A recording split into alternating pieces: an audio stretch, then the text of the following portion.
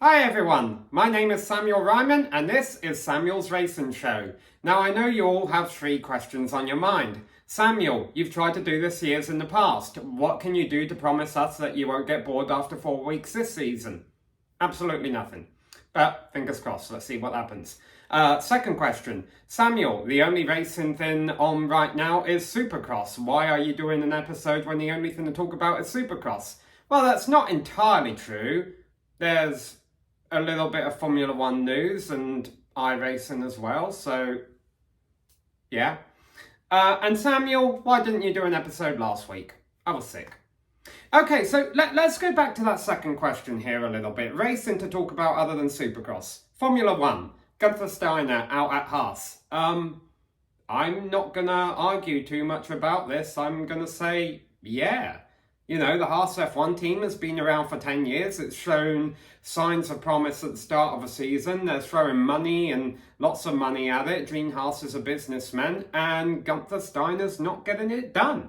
You know, so yeah, throw another team principal in there. I mean, sucks for Drive to Survive and all the Gunther Steiner fans out there, but no, it makes complete and utter sense to me, and I hope to see Haas picking it up a little bit over the next couple of seasons. iRacing, we will get into later actually. Let's go ahead and jump into Supercross because that is going to be the meat of this video. And I am not Jason Weigand. I am a failed employee, for those of you watching this for the first time. I can't really go into too much in-depth analysis about the riders' mentalities. What I can do is kind of an overview of how I feel things are shaping out after the opening couple of rounds of the season. But before we get into that, let's talk about a couple of the highlights I think we're seeing so far this season. The first off is the earlier start times. I'm a big fan of that being over here on the East Coast. Partly the fan in me is because I sometimes have to do work after the race is over, so it's nice doing that at 11 p.m. rather than 1 a.m. But also I just think it's, you know, it's not too late, even for the West Coast fans. It's like, what, 6 p.m. on the Saturday night? That's an ideal time to be sitting down watching TV, and then it's still like, you know, 9 p.m. by the time the races finish. So, no, I think that's a great call. The second thing, and I don't think too many people have mentioned this, is one thing that bugs me a little bit about motorcycle racing, not just Supercross, because we saw it in MotoGP a lot last year as well, is how many riders get injured during the course of a season. And for ticket buyers, for the venues, for people close to the venues toward the end of the season, they might not necessarily get to see their favourite riders, you know, competing because they're injured by then. That's one of the reasons I was not a fan of a sprint race format in MotoGP last season. That's twice as many races for these riders who are already doing a difficult task, and as a result, you had a lot of riders get injured. Now, obviously, Supercross, there's not a whole lot you can do to control that. It's just the nature of the sport. The riders sign up for it. You're always going to have injuries. But let's be happy about the fact that we are 2 races into the season right now with no major injuries at the front of either the 450 or the 250 Westfield. Knock on wood. And, you know, we can continue to see these riders compete. The flip side to that, of course, is at both Anaheim 1 and San Francisco, we have seen a factory 450 rider not make the show.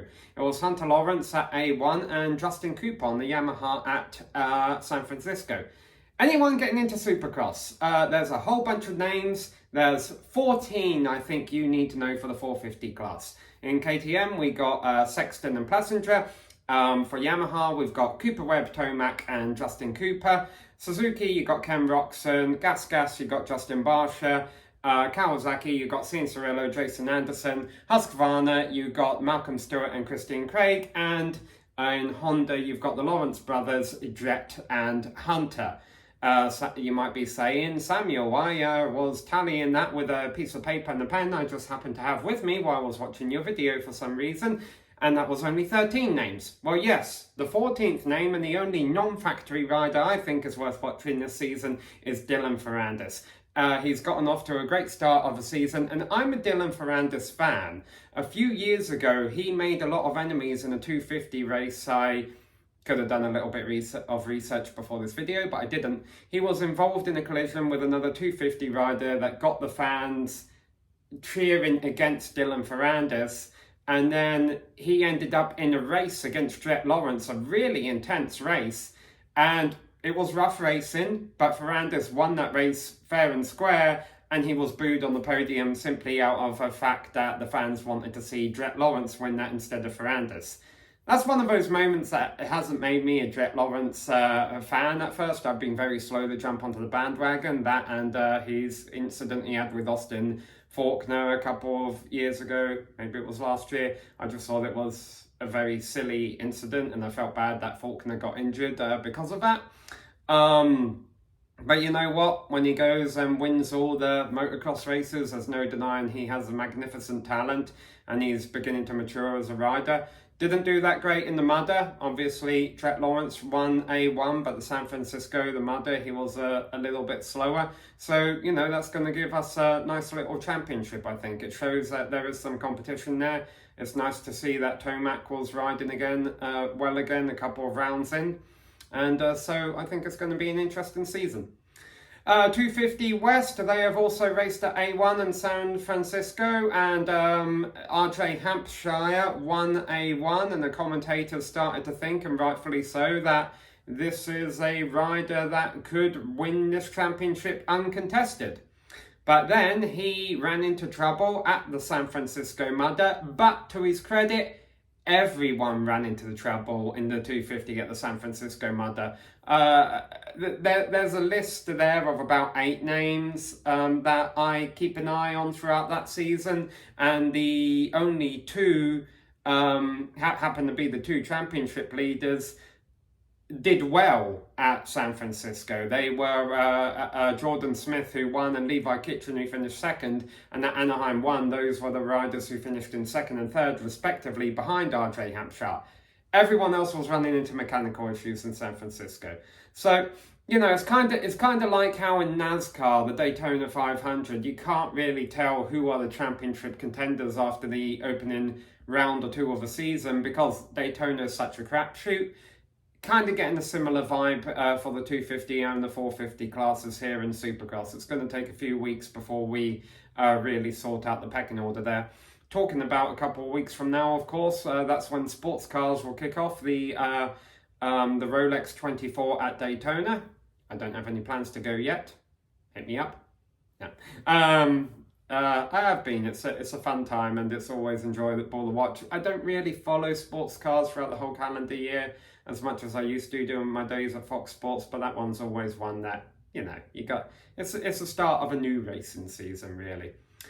Now let's talk a little bit about iRacing, because if you're watching my YouTube channel, you'll see that I do some iRacing videos. I'm trying to make I dash cam is what I call it, all of my races now. I'm recording me when I'm recording the races, and a lot of reasons you don't see a final finished product out of it is because I'm a very boring driver.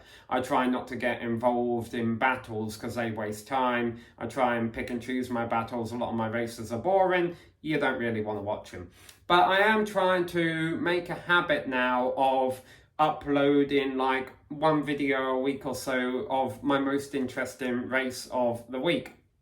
And so there's 2 series I've been competing in. One is called the Classic Team Championship, which is Lotus 79's racing Sunday at 11:30 a.m. Eastern Time currently. And that is broadcast live on the Global Sim Racing channel.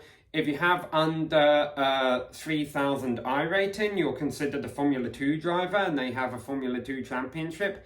Over the course of the last iRacing season, I got bumped up to over 3,000 iRating, so I'm now a Formula 1 driver. Yay! As far as the Classic Team Championship is concerned, and I've got to be honest, my results have been getting stronger. We have really good fields, and I'm flirting with the top 10 a lot more now, so I'm happy about that. The same with the Lionheart Retro Series, which is a league that you see raced on Thursday nights on Race Spot. It is broadcast live, not every Thursday night, but our final race of a 2023 season, the calendar's kind of bled into 24, is happening at Auto Club Speedway this Thursday night. It's cheer on the number 63 4D racewear machine, my black and orange car named Wednesday, and we'll see if we can finish the season on the strong note. Again, I'm not exactly the most exciting driver out there, but we've been getting top 10 finishes recently, so I'm happy about that. If you want to see any of my commentary, I still do broadcasts for the Global Sim Racing channel, the Rolling Thunder racing series. That is a NASCAR Gen 4 series that is broadcast on GSRC at 8:15 p.m. Eastern Time Sunday nights. I've missed the last couple of weeks due to illness and due to family trips for the holidays. But I'll be back on this Sunday, and there's a nice championship battle shaping up there between Daniel Eberhardt and Dylan Jones. So that's everything for now, and I will see you all around and enjoy Supercross from San Diego. I believe we're racing at this weekend, so that should be fun, and maybe we'll start to see a clearer championship picture.